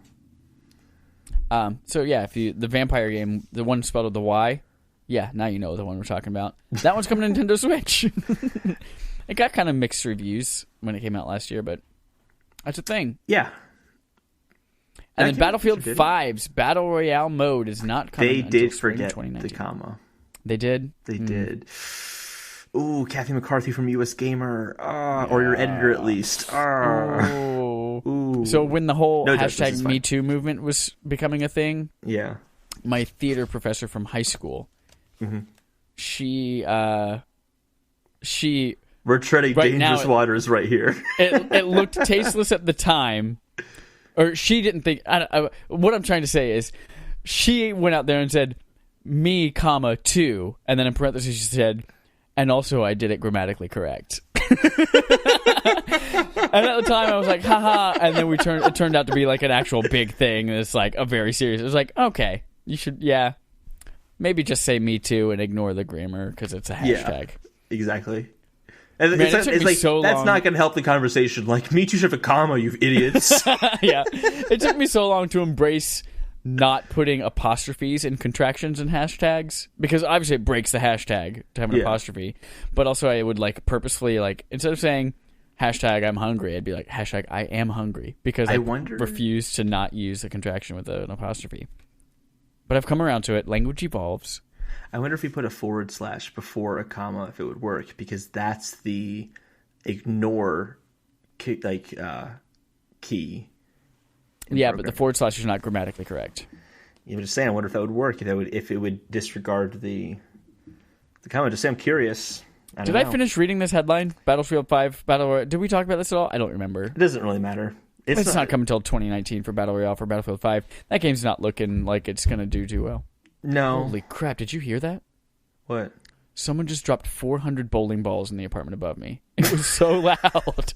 I didn't hear anything. I heard nothing at all. Okay. Yeah, even Blops had a hard time up against Red Dead the next week. So Cut Blops. Oh, yeah. Oh, which we'll get to right now. We'll Good get to that transition. Right now. Yeah, so... Third-party / indies. Yeah, so third-party / indies, which is just all Rockstar this week. Yep. So, yeah, Red Dead 2 sold really well. Surprise, surprise. I'm calling out this article here from GameIndustry.biz, which says Red Dead Redemption 2 UK sales more than double the first game. That's true. I'm not contending that. Actually, I'm not contending anything in the article. I just thought there was a really funny qualifier in there that I wanted to call out. I actually labeled it qualifier porn in the notes. Yeah, I was in there. I was like, is that a typo? Should I call out the fact that he put porn in there? No. It's qualifier porn. And then I was like, oh, qualifier porn. I get it. You get it. Okay, cool. So, let me just label the qualifier porn, then we'll talk about the rest of this. So the qualifier porn is Red Dead Redemption 2 is actually the third fastest selling non-FIFA game released this generation. That might be one of my favorite qualifiers. It's the third fastest non-FIFA game. Yep. That was amazing. I honestly died laughing when I saw that. Because I'm a huge dork and find that funny. So beyond that, though, it doubled in the UK. It had doubled the sales of Red Dead Redemption 1 in its opening weekend. Not opening weekend, or I wrote that. And it comfortably, quote, comfortably beat the first week sales of Call of Duty Black Ops 4. Which is interesting, and I'm sure Black Ops 4 will have a hard time when I'm going to say there's probably a fair amount of the audience who played Call of Duty 4 or Black Ops 4 who are going to get Red Dead. I think there's a similar... I think so too, yeah. Even though they're totally different games, and I think a lot of those people who like Call of Duty might not like the polar opposite of an experience in Red Dead Redemption 2 in terms of pace. But it's all true. In fact, Red Dead Redemption 2 outside the UK and including the UK is the biggest opening weekend of all time for any piece of entertainment ever. Yeah. Just opening weekend. It's not the best launch of any piece of entertainment ever. That also goes when to I first Rockstar. saw this number, I was like, wait a minute. Didn't that same headline come out several years ago for GTA 5? And I was like, oh, there is a technicality in the headline. Yep. Also qualifier porn. Yep. So, yeah, that's the opening weekend versus the biggest launch. Biggest launch is $725 million. Yes. Biggest launch is the first 3 days, and opening weekend is your opening weekend, which is also 3 days. Yep. That's crazy. GTA 5 famously earned $1 billion in 24 hours. Yeah. But $725 million. Most movies in the U.S. don't even make that amount of money in their entire run. Yeah. One thing, I was listening to Kind of Funny Games Daily today, and Jonathan Dornbush was a guest on it, and he did mention, like, it's kind of weird to compare that, like, the opening, like, entertainment thing, because with Red Dead Redemption 2, you're talking about a $60 video game versus a movie where tickets cost, like, average $10 to $12. So it's kind of a weird thing that doesn't really compare, but... No, but here's why it does compare, though. You're willing to spend $60 on that game. $10 should have been the easier sale. The $60 is the harder sale, financially speaking. Well, not that time has anything to do with quality of a game, but this Red Dead Redemption game is going to be 60 to 100 hours of content versus 2 hours of a movie. Absolutely, yeah. But that's not indicative of every single game. Yeah. Yeah. And some people might only play like 10 hours of the game and never play it again. Or 3 hours, never get out of the winter area.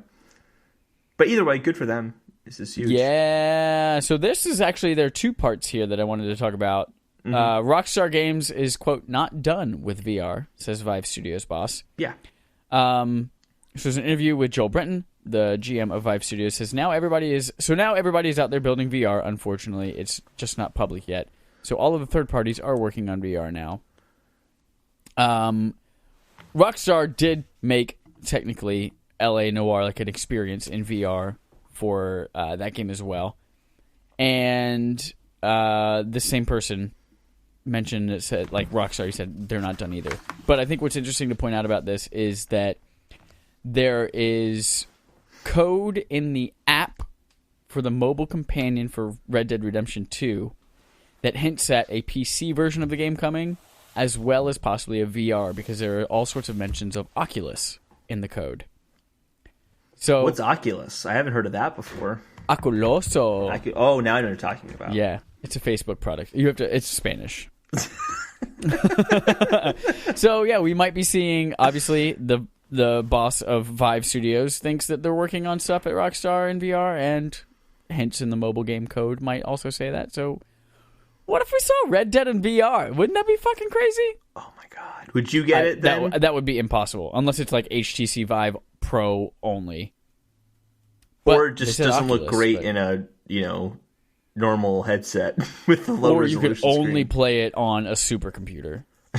Like a Defense Force supercomputer. I think this Which, game... Hellblade did that recently, where like you could only play it on the best graphics card in VR and things like that, so possibly. Yeah. Whatchamacallit? I don't know. The game has a built-in first-person mode that you can access at any point. Right. I hate it, by the way. I hate it. It's awful. But it's there probably for a VR version of the game, which I actually don't know if I'd want to play specifically a Rockstar game in VR. You don't want to shave in VR? No, clean a horse in VR, or clean your gun in VR? Okay, so like was it last week we talked about what games we want in VR, and I mentioned Hitman, and that seems fucked up because it's like Hitman. Oh, yeah. But like Hitman's also kind of a quirky, weird game. It's not serious. This game's serious. Like, would feel horrible if I walked into... Like, there's a video online of Arthur Morgan walking his old lady's house, and he gets into an argument with her because she's like, get the fuck out of my house. And he's like, no, I don't want to. And it's like the funniest exchange I've ever seen between two just random characters. Not like in a cutscene, but just like, two random characters interacting. And then he shoots her. And I remember thinking, like, oh my god, that was horrible. If I did that in VR, I'd feel atrocious. Whereas like Hitman, I might set something up and then walk away and not see anything happen. Something about like the seeing it happen in front of you. Yeah, you like it's fucked up. Your brain already thinks it's in this world. You're gonna just throw up with guilt. Yeah, exactly. So I don't know. That sounds like a bit much. And you heard similar complaints like that when GTA 5 did a first-person mode. When you're like shooting cops and hookers and shit. Like, God, I don't want to do that in VR. Sounds hot. You said the word hookers. Sounds hot. Holden, we've got to move. We've got to move. This is going to be our longest episode. I know. It's going to be so long. She said that. Nintendo, next. We cannot put off the interrogative again. No, we're not. We're going to answer it. I've got my 2 quick answers, and we'll move. All right. I have 3 answers. Nintendo. Adi Shankar is in talks to produce a Legend of Zelda TV series based on the video game. First of all, wasn't there already one in works at Netflix that was supposed to be Game of Thrones style? Second of all... I guess that wasn't true. I guess not. Oh, well, maybe this is the same thing. Oh, maybe. Because Adi Shankar was actually just the producer on Castlevania for the Netflix series. Yeah. On Instagram he said, I'm working with an iconic Japanese gaming company to adapt one of their iconic video game series into a series. Nice. Yeah. I think it's very possible it's a Zelda TV show. We've already known that there's going to be a Mario movie, so they're clearly open to it now. Yeah. And that Castlevania show has been doing really well critically. I after playing Castlevania Symphony of the Night, yeah, I want as much Castlevania as I can get. So you're gonna watch it? Spoilers on my feelings of the game. All right.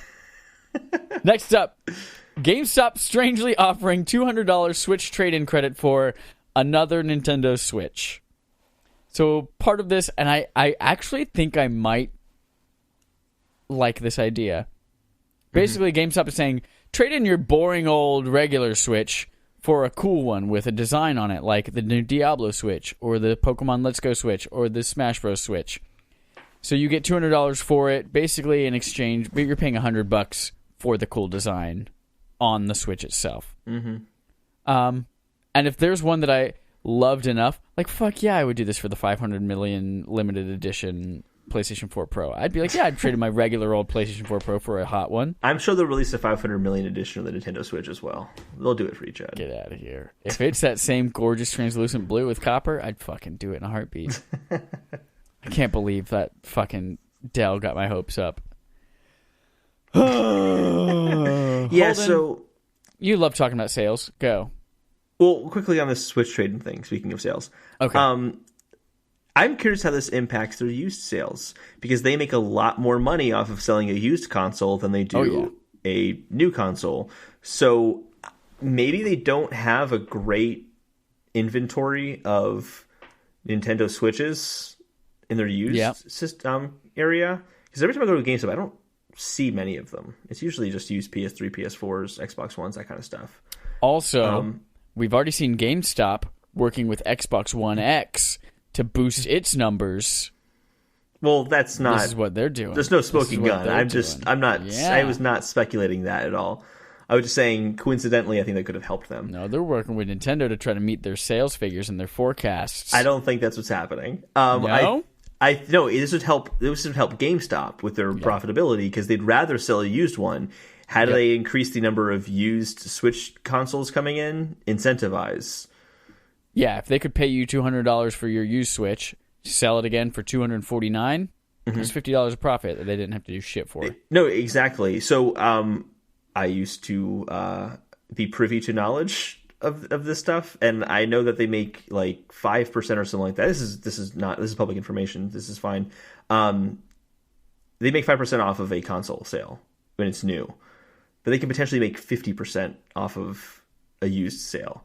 And even if they didn't make 50% and they made like 15% instead, that's more profitability than they did off of the 5% they got off of that Switch. Exactly. To begin with. So this helps them out too.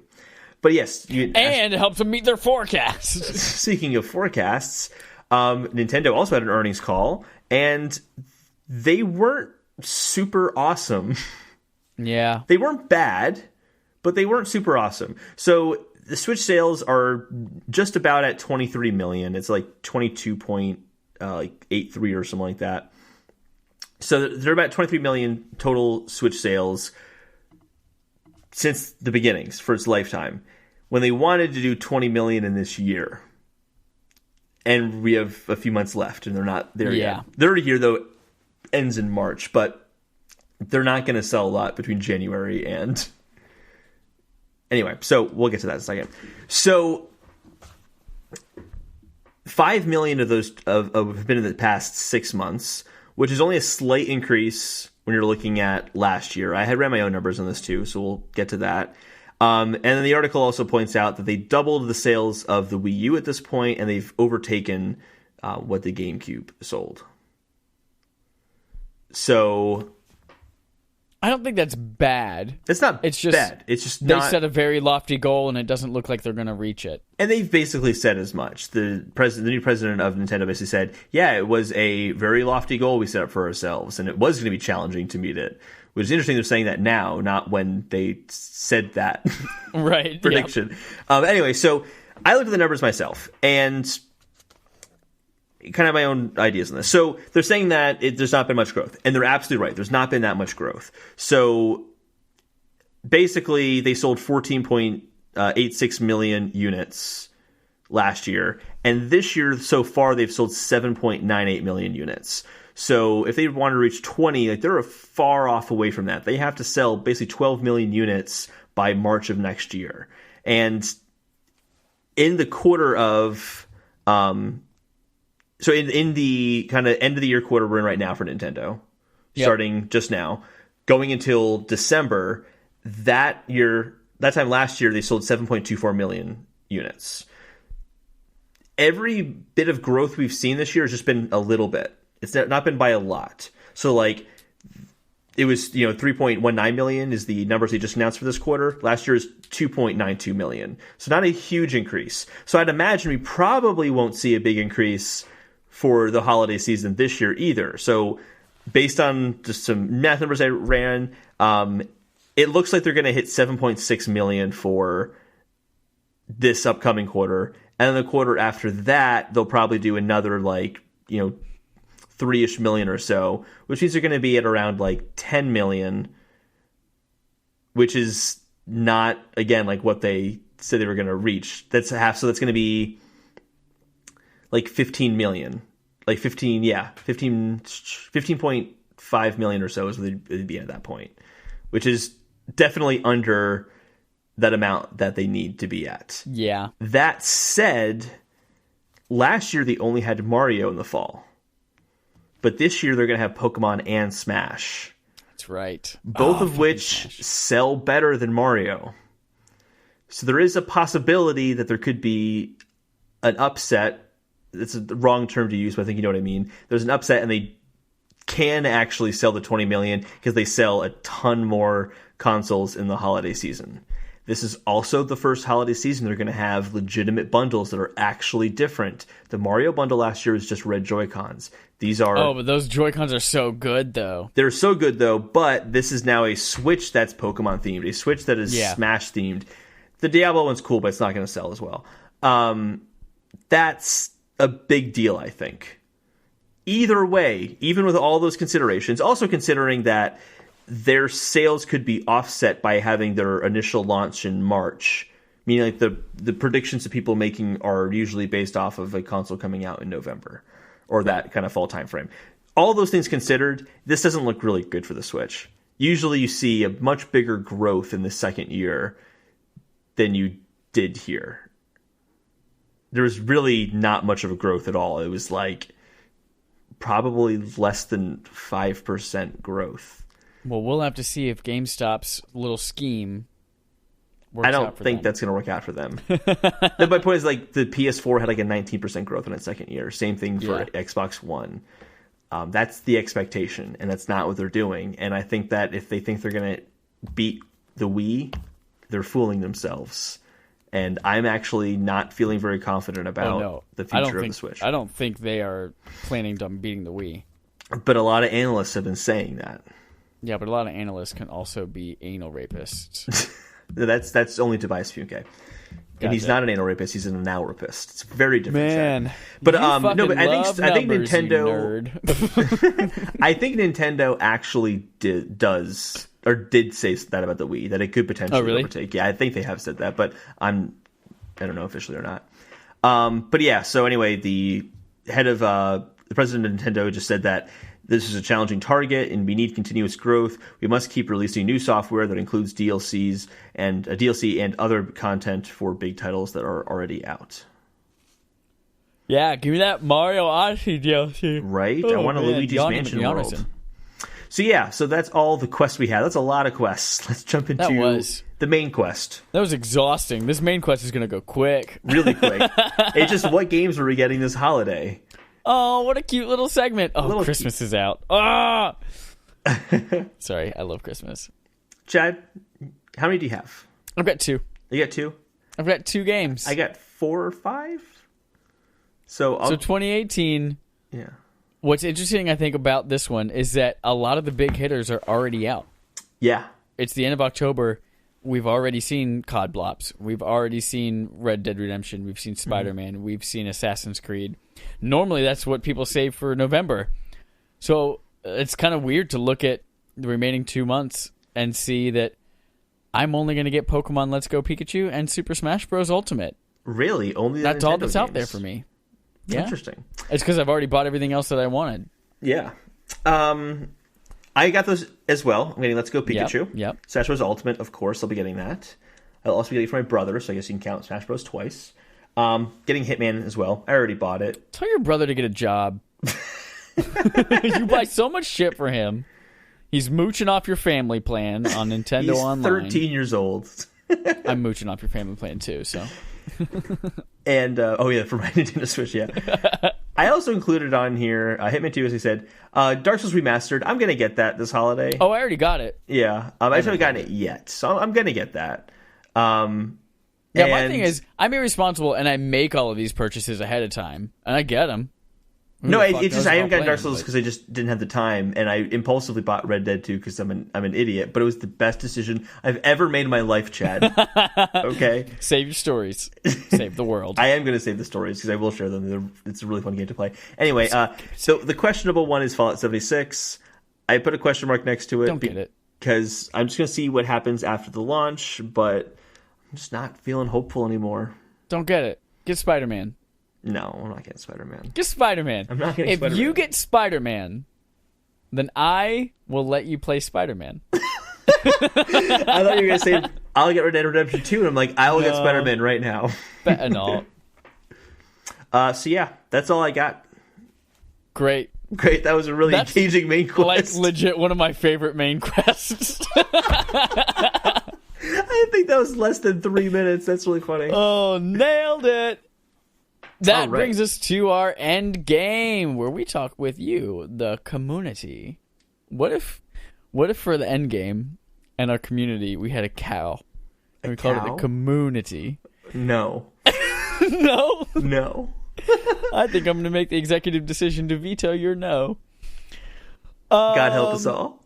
We've already gone over our poll, which we usually do. I put out another poll asking whether or not I should cancel my pre-order, but we're going to start our end game by talking about a subscriber interrogative. Now, this is just one way that you can submit and talk to the show on Twitter, Instagram, Facebook, via email. Look in the description for all of that information. That earns you progress towards our participation trophy. Check out our pinned tweet for ways you can enter. I'm trying to abbreviate that a little bit. But this is actually from last week. We skipped it because of time, and, well, we fucked up again, and now we have a lot of time on this episode as well. Here we go. From Drawbean on Twitter, whose name he changed for Halloween to be Boonick instead of Tunic. Very good. I see what you did there. He says, at Respawn Aimfire, I don't know if you guys are big on movies or anything. Yes, I am. We are. But what movies would you like to see turned into proper AAA games?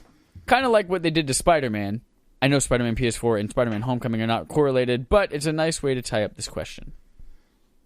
Holden, what movies do you want to see turned into proper AAA games? So I thought of 3, and then I realized that one of them would actually be the worst game ever, to the point that I just thought I had to mention it, because it would be really bad. But let's do the good ones first. Okay. How many do you have, Chad? I have 2. Well, I have 3. Okay. I'll go first and you go. Okay. And we'll alternate. So here's a good one. Cabin in the Woods is like an Until Dawn style game. Think about the basement scene without spoiling anything, and all the choices in the basement scene and how that could impact the future of that game. Isn't that a great idea? Very aroused. I am very excited. I want that to happen. So okay. Plus Chris Hemsworth.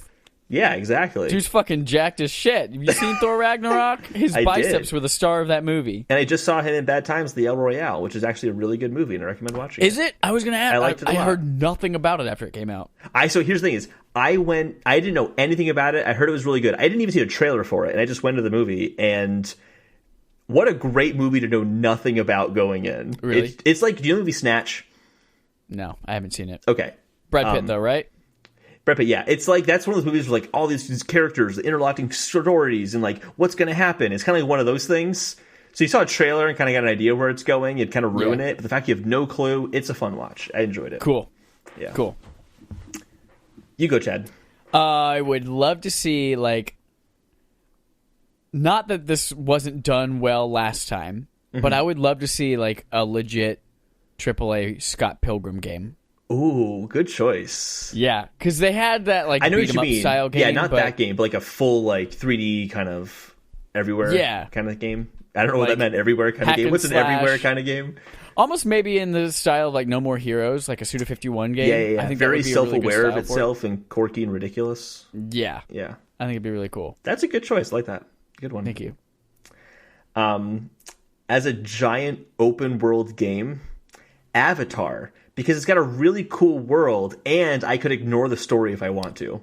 There technically was a movie tie-in game for Avatar, and it was exactly what those licensed tie-in games used to be. But I'm talking like program, so.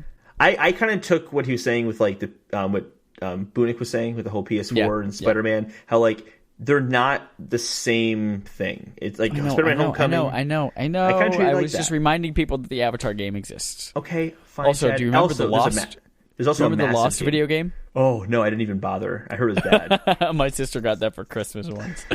I really wanted to, and then I just didn't.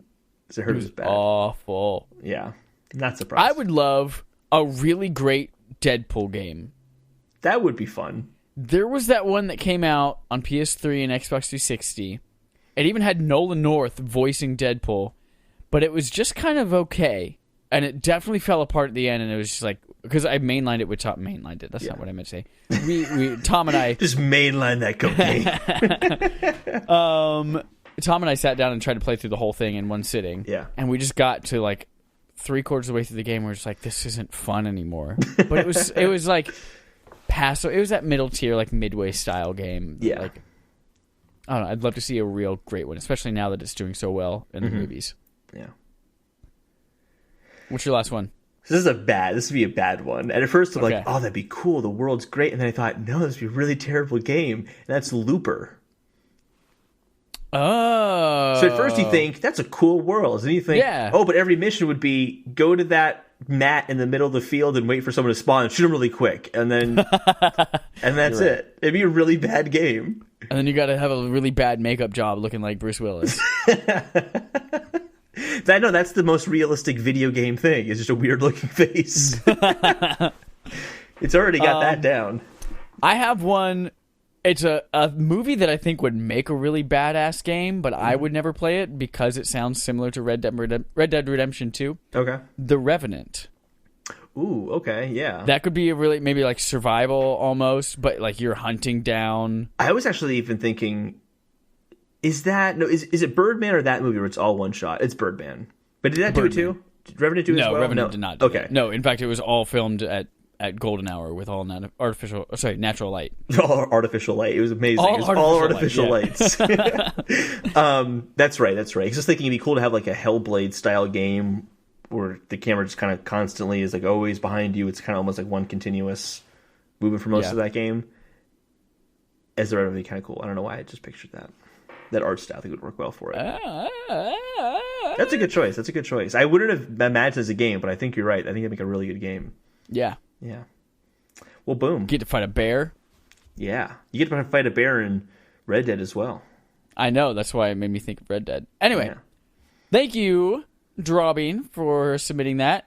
Before we get to our Game on Game Show segment, I would like to dole out our participation award. So, of the entire month of March, there was an extra week. This where the fuck is the numbers app on my fucking phone? Oh, language, Found it. Chad. You're right. Where the fuck is the numbers app on my fucking phone?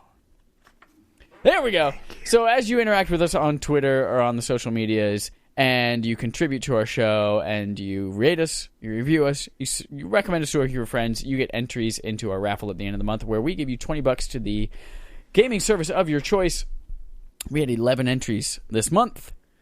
We are going to have Siri do a little bit of a random number generator for us, and we will determine who gets this $20. Are you ready? Holden, do a drum roll for me with your mouth. No, I want a drum roll with your mouth. Not happening. Take it. That works. Hey Siri, roll a dice. No, shit. Hold on. Shut up. Hey Siri. I'm going to stop drumming until number 1 to 11. 7. That is dropping on Jesus Christ, you guys. In his defense, he did contribute a bunch to this show over the last month. That's amazing. So for the third of 4 months running, Drawbean on Twitter. Congrats, he might need to create a rule to prevent this from happening. No, we're just gonna every month we assume you get $20, and then we'll give someone else an additional $20. Congratulations, Drawbean. Check your Twitter DMs, and we'll get that set up for you. What you should do, Drawbean, is just save up for a new console. just save up. If only you could buy it with eShop credit. Yeah. Oh man! All right, congratulations. You guys need to knock him off that pedestal. You need to step up your game. That takes us into, what's the last thing we do? Game on Game Show. the game show on our gaming show. We play the games on the game show about games and shows. And we have another great video burp. game. Great timing with that burp. That was Thank perfect. You. Video game Would You Rather. It's just so fun. It's so good. And a submission from Drawbean. This is how he gets the money, you guys. A submission from Drawbean. It's not hard. He's given us a Would You Granted, Rather. I don't do Twitter, like, ever. So I don't know what I'm saying. It's not hard. I just don't do it. He has submitted a Would You Rather. He said, at Respawn Aimfire, been loving the Would You Rather segment so much that I decided to make my own for you guys. Would you rather play every game using only an iPad and iPad controls as a controller? I assume that means touchscreen. And like dual joysticks with thumbs. No. Or no. Play every game with only using a Power Glove as the controller. Answer, Power Glove. Badass as shit. Also controlling your shit with a glove? Fuck yeah. That's actually tough. Like I was already about to say no to the touch controls, but that Power Glove, I don't know. Like it's like to me, that's like saying I want to play Dark Souls with the Guitar Hero controller. I don't want to do that. I thought about making a Would You Rather today about the Dark Souls and playing with the guitar controller. That's funny that you mentioned that. I'm going to pick the iPad. I'd rather have the touch controls because the Power Glove thing could get really annoying in certain games, but at least the iPad can be like, if I need this button, software can just do that. Okay. But I'd rather have a controller over an iPad easily. Gotcha. These are just going to get better the more we go. I was trying to decide which order we go, and I was like, do I do the last one? No. We're just going to end on a really great one. Next up. This is probably my least favorite of the 5 that we've got. This is from me. I made up the rest of these. Would you rather drive your real life... Dream so that Boonix, and I'm like, that's me, dude. No, sorry. No, mine is important, this one. But would you rather drive your real life new car with a sideways Joy-Con or play 2D platformers with a steering wheel? 2D platformers with a steering wheel sounds like so much fun. I love that idea. It sounds great. And you have to use the cruise control buttons and things like that to jump. But could you if you turn to the right a lot, you start moving faster? Ooh, yes. Right? That sounds like a great idea. I love that. All right. Plus, using a sideways Joy-Con is mostly awful. Even in regular games, just in general, they're just terrible. Yeah. Next up, number 3. Would you rather your whole commute to work is Frogger with the very real threat of death, and you are just hopping between busy lanes of traffic? Or would you rather that if you ever turn yourself upside down, your head falls off? What? So you have to go your whole life never accidentally being inverted. Explain that last one to me one more time. Just if you're upside down, your head will fall off. That's it. Well, I'm never upside down. I don't go on roller coasters a lot. Well, so have you ever done a somersault? Nope. You're kidding? Have you ever hung off the side of your bed? The audience Has anyone ever picked you up? The audience can't see what I look like. If they did, they would realize these questions are foolish. But you have to, if you're ever on a roller coaster, or if you get into a car wreck, and if I'm on a roller coaster, spins, I'm just gonna hold my head in place. If I'm in a car wreck and it's bad enough that I'm flipped over, I'm probably dead anyway. No, you cannot hold your head. If you are upside down, no matter what, your head falls off. Just no matter what. So no matter what. So if I held my head, then my arms would also fall off too, to make sure that my head falls off. No, they can't support it. Okay, but Final Destination style, something will happen to cause your arms to leave your head that makes your head fall off. No matter what you try to do, it's gonna find you. I'm gonna pick that one because I don't think that there's that many opportunities for my head to fall off. I'm not worried about it. I tend to stand upright a lot. Yeah. So yeah, that's a thing that I do. Maybe it's unique to me, but I stand upright. I've been practicing my handstand walks. Oh, have you? So every day my head would fall off. Multiple times a day. Oh, wait a second, though. If it's falling out multiple times a day, you're not dying. You're just oh, no, you're dead every time. I'm just really good at coming back to life. Oh, okay. All right. Number 4. Would you rather play your favorite game of all time, but the soundtrack is just Mariah Carey's All I Want for Christmas Is You on repeat? You know me too well. Yep. Or play Resident Evil 7 in VR to completion, nausea and all. I really hate that album. I will But you deal need to with play the nausea. like Zelda Breath of the Wild. But the whole time you have to listen to... Oh, I know. I know. I'll take the nausea. All right. I'll take the nausea. For those who don't... Obviously, I fucking loved Resident Evil 7, and I didn't get nauseous at all, so for those who, I would choose that one. For those of you who don't know about my family's Christmas, I guess, habits or... what's the term I'm looking for? Traditions, thank you. Yeah. Rather than listening to, like, you know, Christmas music, like most people would, just decorating a Christmas tree, my mom would play the Mariah Carey Christmas album every time. That's Christmas music. No, it's not. It's not. Like, that's like, you know, the greatest trick is the devil is, you know, that he doesn't exist or whatever it is. He made the Mariah Carey Christmas album under the guise of it being Christmas music, because the greatest trick of the devil is proving to everyone he doesn't exist. That's what it is. He made that album. All right. I'm convinced of it. It's the devil's album. It's the devil's music. The All Mariah right. Carey Christmas album. I hate that album. It's terrible. End of story. Our last one, very relevant for our conversation today and the last couple of weeks. Would you rather work at a game studio for 12 consecutive months of crunch, working 80-hour weeks on a game that inevitably bombs and you don't get your bonus? Or All right. eat nothing but Captain Crunch for 12 consecutive months while playing Red Dead Redemption 2 for 80 hours a week, but you have no financial woes, but you also have all the health risks that come with eating only Captain Crunch, including scurvy. What's scurvy? Scurvy is what killed all the pirates and shit like that, and your body eats itself from the inside, but it's staved off with citrus and fruit. You know, I really love Red Dead Redemption 2. So All right. I want to live there. So yeah, let's do that. All right. Yeah. You'll probably die There's a good chance. from But so many nutritional shortages. at least I died doing something I love. I'd get I so would bored of that definitely- game after like the second week. Yeah, you have to play 80 hours a week for 52 weeks. Yeah. But you know what?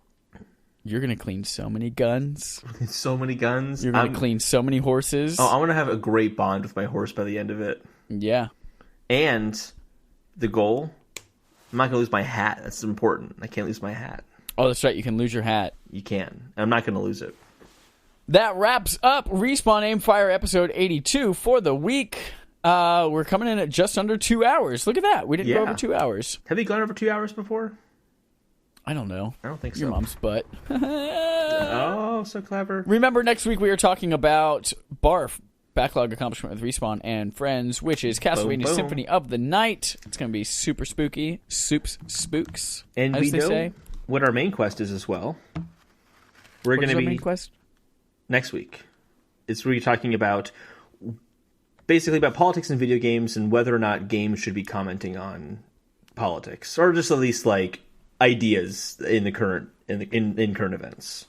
So we're going to tease that ahead of time, Yes. as well as talking about Star Citizen and the Nintendo Online service, because those are things that we've also said we're talking about Yes. in consecutive weeks and have not. Yes. So- No, I'm going to do the Star Citizen thing. I just didn't have time this week because Red Dead Well, Redemption. I'm not going to do the Nintendo Online thing, so All right. Alrighty. Well, toodles. I guess this here's is our the end. usual sign-off.